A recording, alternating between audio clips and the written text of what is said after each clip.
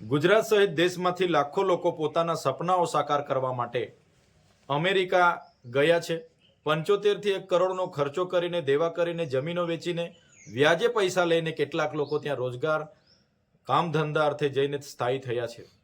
ત્યારે બીજી વખતના રાષ્ટ્રપતિ બનેલા ડોનાલ્ડ ટ્રમ્પ દ્વારા નિર્પોટેશનની કડક નીતિ અપનાવીને જે ભારતીય પર એમણે કડક વલણ અપનાવ્યું છે, ત્યારે પહેલી ખેપમાં 104 જેટલા ભારતીયોને લશ્કરી વિમાન 130 સીપ્લેન દ્વારા અમૃતસર લાવવામાં આવ્યા।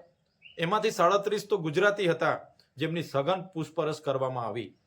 ત્યારે આવી રીતે જે પણ લોકો ત્યાં વસવાટ કર્યો છે, ત્યાં ગયેલા છે, એમના પર આજે જોખમની તલવાર લટકી છે, જેમાં 2 લાખથી પણ વધુ લોકો ગુજરાતીઓ છે, 16 થી 17 લાખ લોકો દેશના છે અને પૂરા દેશમાંથી આજે 65 થી 70 લાખ લોકો ત્યાં વસવાટ કરે છે।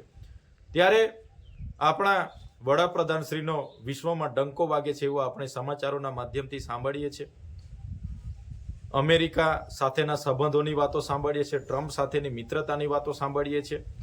ત્યારે કેન્દ્ર સરકારને અમારી વિનંતી છે, જે પણ ભારતીયો પર ત્યાં જોખમ ઊભું થયું છે, ચિંતાના વાદળો ઘેરાયેલા છે, એમના સત્વરે અમેરિકી સરકારો સાથે વાટાઘાટો કરી નિરાકરણ લાવે એવી અમારી માંગ છે।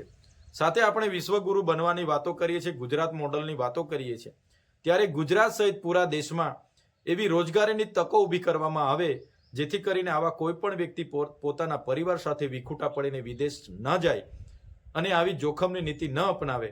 એટલા માટે આપણા રાજ્ય સહિત દેશમાં જ રોજગારી ઊભી કરવામાં આવે એવી અમારી લાગણી અને માંગણી છે।